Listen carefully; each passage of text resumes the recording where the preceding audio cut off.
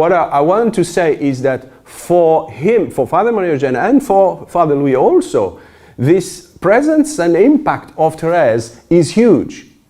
And it modifies our understanding of John of the Cross and Saint Teresa of Avila, in the sense that it purifies, it puts it in a correct perspective. If holiness is for everybody, how can it be embodied? And let us talk only about Father Marie-Eugène, he finds that Saint Therese is the embodiment of that holiness. But remember, Therese herself says, I'm offering the common way. The common way, la voie commune, which is valid for everybody. Like the basic holiness, if you want. The common way is the basic holiness. It's like you can't complain and say, no, I can't be called to holiness. If you look at Therese, and if you are weak, Therese says, okay, come, I will help you. I'm good for you. So, Therese presents a revolution in the church, and Father Marie-Eugène listens to that carefully. Why I'm saying all this? Because in his synthesis, this genius book in 2 volumes, I Want to See God and I Am the Daughter of the Church. In French, as you all know, it's only one, it became in the end only one volume, one book, which is only bears on it, I want to see God. Non, je veux voir Dieu. But in English, we still have the early form of the book in 2 volumes, 2 different titles, okay? Now, this genius book integrates a new formula of understanding of mysticism. And the formula is triune. It has Teresa of Avila as a main guide that structures the entire book. That's the choice of Father Marie-Eugène, to structure the book as a journey.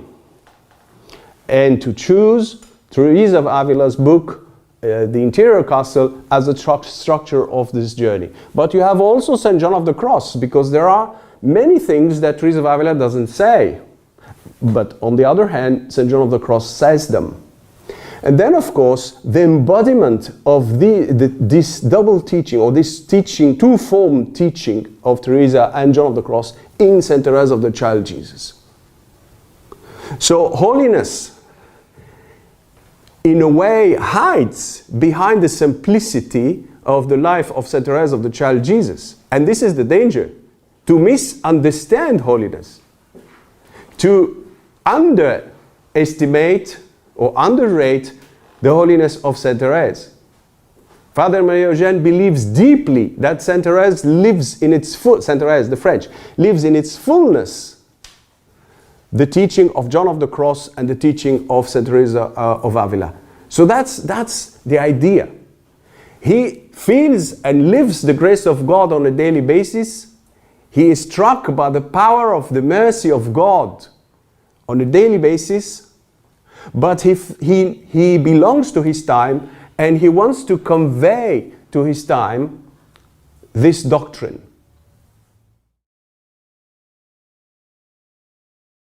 I explained the big phenomena of the presence of Saint Therese, the discovery of Saint Therese, and by the way, I can open a parenthesis by saying that him and others, my master, Father Louis as well, felt that Therese could be misunderstood because her language is so simple, the images she uses are simple, her little way is little, there are plenty of flowers, so one could sort of read her on the surface and not discover what him, Father Marie-Eugène, and others considered her as a giant of holiness, a giant, a genius and a giant.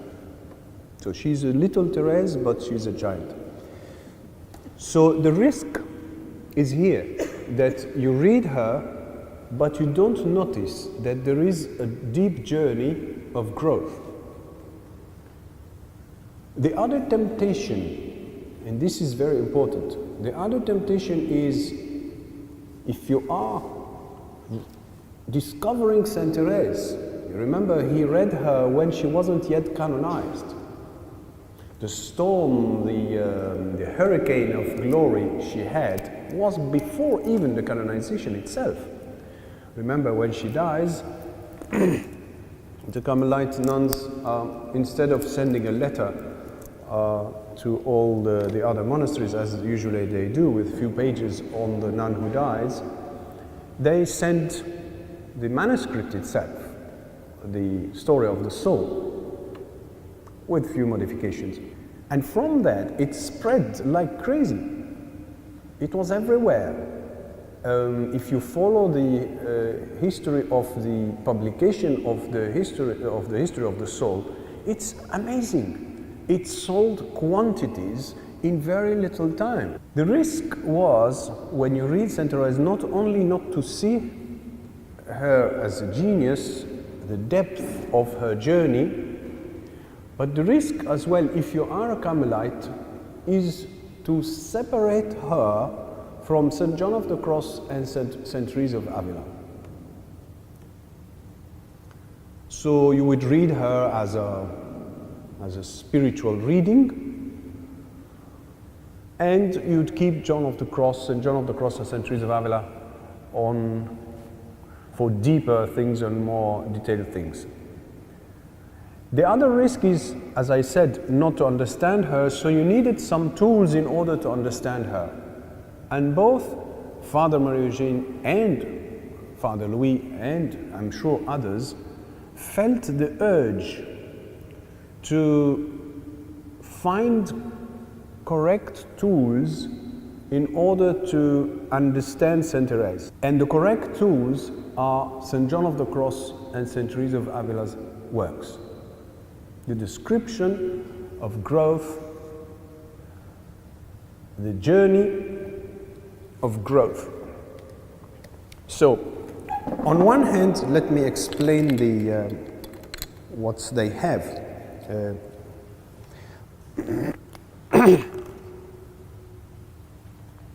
So you have Saint Therese as a phenomena.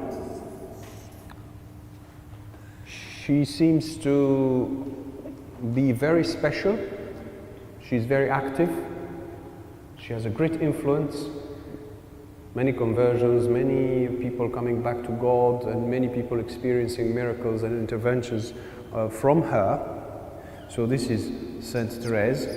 And on the other hand, you have two great masters, Saint John of the Cross and Saint Teresa of Avila. But what characterizes Teresa of Avila, Saint Teresa of Avila and Saint John of the Cross is the description of the stages of growth from the moment where a human being hears Jesus' call to follow him until you reach the fullness of spiritual life, call it spiritual marriage, call it union with God. So the main book, for instance, where Saint Teresa explains the journey masterfully is the book of the Interior Castle, where she explains in different stages the growth until you reach the seventh mention, where God is. Please remember that Teresa of Avila, this is her third important book, and it's a masterpiece. She's really reaching a great maturity when she writes that book. She reached already great maturity intellectually and spiritually. So she describes the human being as a castle. So a castle has different mansions. So of course I draw a simplified version of the castle. And the most inner mansion, or room if you prefer, is Jesus' room. A little bit like the bedroom if you want, no? The marriage, the union between us and him. So this is what she calls the seventh mansions. But before that, you have 6 other mentions that have to come. So Teresa of Avila describes the journey of growth from outside of the castle until you reach, you enter Jesus' room and you are united with him. It's synonymous of union with Jesus. Entering in the room means being united with Jesus, okay? On the other hand, you have St. John of the Cross, who does the same, especially in the Spiritual Canticle. Spiritual Canticle, which is, if you have the collected works, you have 4 major works. The first one is the Ascent of Mount Carmel. The second one is the Dark Night. The third one is Spiritual Canticle. And the fourth one is Living Flame of Love. You have minor works, but these are the main 4 books. In the Spiritual Canticle, you have 40 stanza. It's a poem. This poem describes step by step the journey of growth until you reach spiritual marriage, and even explains few stages after spiritual marriage, because it's not the end, by the way, and this is very important. Father Marie-Eugène already is triggering a sort of a newness. It's not new, but a clarification, because the impression we have, and please, I need all your attention here, the impression we have when we read these works is that the goal of life is to reach this mansion, and then probably we will die a few days after. Or at least you will sit down on a comfortable chair and contemplate God and be with him all the time. While I would say the newness, theologically, intellectually, introduced by Father Marie-Eugène and others after, is that whenever you reach spiritual marriage, you still have a lot to do after it. There is a life after union. Union is not the end. The proof is that in his person, he was certainly united with God, and look all what he did in his life. So that aspect was very well in his mind, especially the last years, the last sort of 10 years, because it was as well, and I will be talking about that toward the end of this afternoon, people were very much thinking about apostolate, ministry. So everybody was busy wanting to do something and asking himself or herself, what are we supposed to do and how, etc. So action was very much on the menu in the years 50s and of course a little bit of the 60s. We had even a congress, which is a gathering of people, seminars on apostolate. In different places in the church. In Rome you had various ones, sorry. So we will see that after, that he opens the way for things to happen after. It will be developed by others after him, but he already is one of probably the first ones to open the way, and he was very much busy with that. And there is an oral tradition at Notre Dame de Vie that says that he wanted to write a 3rd volume on apostolate and ministry, which really makes a lot of sense. Of course, the contents of that volume, we have them not written as such as a volume, but in all the retreats he gave, say, the last 10 years of his life. So this here, of course, I'm talking from the theologian point of view. I think this is very important to know that after union there is a lot to do and there is life after. While the tendencies, if you would read the manuals of spiritual theology that we had at his time, you would have the impression that you reach union with God And then after that, you wait a little bit and then you die. You see? Which means you reach the top of the mountain. There is nothing more to be done. That was a little bit the mentality. Interpreting Saint Teresa of Avila and John of the Cross in this way. So there is a breach opening here made by Father Marie-Eugène and his followers in this regard. So let us come back to what I was saying. Father Marie-Eugène saw the richness of the Carmelite doctrine. He wanted, because he knew Therese and understood that all this is available, and perceived probably from very early in his life the unity of that triangle. The triangle is Saint Teresa of Avila, Saint John of the Cross, and Saint Therese. To interpret, to understand, to analyze, to explain spiritual life, he understood that he had to lean on that triangle. He cannot drop one of the angles or one of the three columns.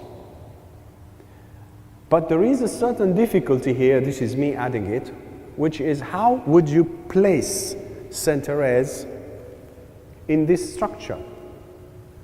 So intuitively, he saw that there are stages of growth in her. Already some of the theologians, Dominican theologians, Father Petitot, had written the Genesis of the Little Way, where he went back to the very early years of Saint Therese to show the genesis, the growth of what she calls and we call now the Little Way, the common way. So something was in the air, but then he saw the combination of the three in a very clear way. So in order to teach people, he had to choose a way. Which way did he choose? On how would he create a plan? No? If you want to write a book, you have to plan your book. Chapter 1, 2, part 1, part 2, chapter 1, chapter 2, etc. He decided to follow Saint Teresa of Avila's structure of the interior castle. Mansion after mansion, he will be following the growth of the human being, spiritual life in the human being. And where, and please listen carefully to what I'm saying here, and where he will find things that are lacking in Saint Teresa, he will have recourse to Saint John of the Cross. And let me give you a very clear example of that. The deep purification, the dark night of the spirit. Saint Teresa of Avila, in the sixth mention, doesn't really describe something that really looks like the dark night as it is described by John of the Cross. In other words, she doesn't take time, she doesn't seem to take time or to pay attention to a very important stage in our growth, a deep stage of purification. She does mention in the six mansions, and by the way, the six mansions are very, very long, I think more than 11 chapters, if I remember well. She does mention trials in these chapters, but they don't have the description they have in St. John of the Cross writings. So of course, when Father Marie-Eugène will be reaching the junction after the fifth mansions and being in the sixth mansions, before reaching the spiritual betrothal, you are going through a deep purification. And this will take a very good space in his book, the second volume, of course. So you see, he is complementing the two, plus he has as a constant example and light and securing the quality of the implementation of this spiritual life in Saint Therese. Why do I say that? Let me give you one example. And there is a chapter on that, by the way. I will go through them and show it to you. In spiritual life, in deep spiritual life, in mysticism, you have what we call extraordinary manifestations. Think of stigmata, levitation, and all sorts of mysterious communications that are not the mainstream. And often people think that wherever you are following St. Teresa's journey, you will certainly end up, this is the popular understanding, not the correct understanding, but this is a popular understanding, that you will eventually have extraordinary manifestations to the point that people consider holiness as having these manifestations. So they are intrinsically part of holiness. While what St. Therese is bringing is a very interesting discernment between what is true holiness, the true way, and the extraordinary graces that are not necessary.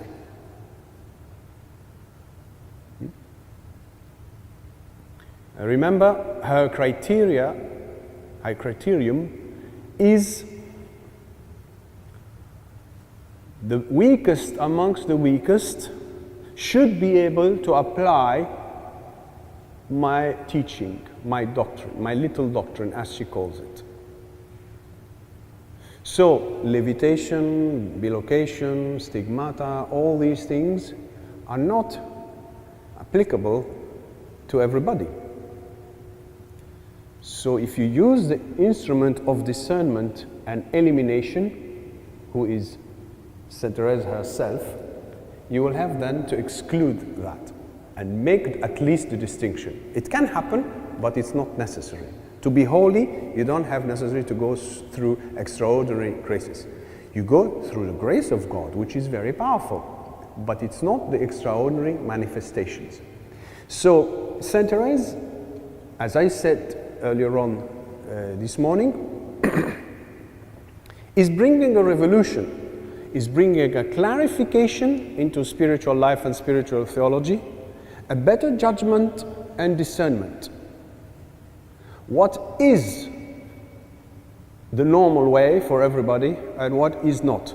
But I would add, with the risk of misinterpreting her life as something very kind, very gentle, and very lovely, but not something deeply transformative. You see, that's the risk as well. So, in one word,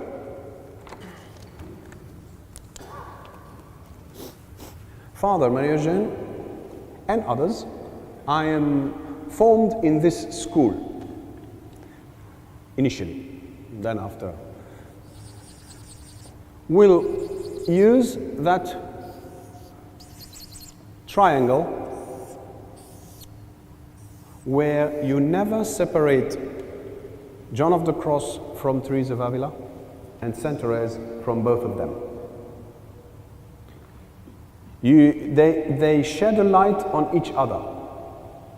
Saint Therese of the Child Jesus sheds a light on John of the Cross. She read the Spiritual Canticle on the Living Flame. She didn't read, by the way, the Ascent of Mount Carmel and the Dark Night. This is just for your information. So, she sheds the light on St. John of the Cross because she is the embodiment, the safe embodiment, the common way of the embodiment of all his doctrine. Remember that at the age of 17, when St. Therese reads John of the Cross, imagine, you read John of the Cross at the age of 17. Some people say, oh no, John of the Cross is very difficult, very complicated. She read the Spiritual Canticle and the Living Flame at the age of 17. You know what was her reaction? And I think this is the triangle here appearing.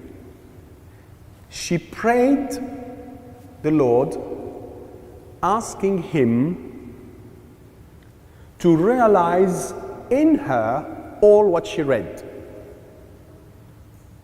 Remember, he describes the heights and the depth of spiritual life and the development and transformation, the holiness. She said, all what I read, I wanted to happen in me at the age of 17. I think this is very important. And I hope that we will do the same when we read Father Marie-Eugène. You wouldn't feel disheartened, you wouldn't feel it difficult, even though there are some passages that are more technical, because he had to do that. He's a master, he's not just... But remember, his message is essentially for lay people. So, you can't really say, no, that's not for me, even though there is a bit of effort when you read any author, not to understand what he says. We will come back to that. That she sheds a light on St. John of the Cross, because she is the embodiment of his doctrine. John of the Cross sheds a light on St. Therese. I'll tell you, it's not a secret, but it's something. Father Louis, who was disciple and then after companion of Father Marie-Eugène, used to say, I spent my entire life studying St. John of the Cross, to the point that my brothers, his Carmelite brothers, thought that I just wanted to understand and know better John of the Cross. But in fact, the reason why I was studying John of the Cross was because I wanted to understand Therese. And I thought that the best way to understand Therese, this one, was the best tool, the best explanation would be given by John of the Cross. And he's absolutely right. Now, the same applies here between John of the Cross and Saint Teresa of Avila. You cannot separate them. It's a temptation. It's an easy temptation to say, oh no, I prefer this one. Of course, you might have a preference. It is known that Father Marie-Eugène preferred Saint Therese of Avila over John of the Cross. But be careful, it doesn't mean that he wasn't knowledgeable in John of the Cross. Not at all. A preference doesn't mean ignorance. Okay? Especially if you have the responsibility of studying spiritual life and conveying it to others. So, the same here happens. St. John of the Cross sheds a light on Saint Therese of Avila, and there are beautiful passages in his book, I Want to See God, where he explains the difference between them and how they complement each other. St. Therese of Avila's language is the language of experience. Whatever she goes through, whatever she feels, whatever she experiences, she just put it in front of you. Then maybe the explanation would come, then the analysis would come. While John of the Cross, even though he went through all these graces, but you feel that his own life is a little bit hidden. He doesn't put himself in the plate. He sort of keeps himself a little bit away from his writings, but he's there, no? And he tries to understand intellectually, with the help of course, the basis of healthy philosophy and healthy theology, but then you go to the third level, spiritual theology. He tries to understand spiritual life. So his analysis, of course, requires the grace of God, but it's a greater use of the intellect and the analysis with all the tools that philosophy, theology, and spiritual theology offer. So his access to the same reality is different. Both present us different ways of discernment, but I think that the radical tools and understanding of discernment normally would come from St. John of the Cross. Why? Because there is an anthropological explanation constantly present in his writings.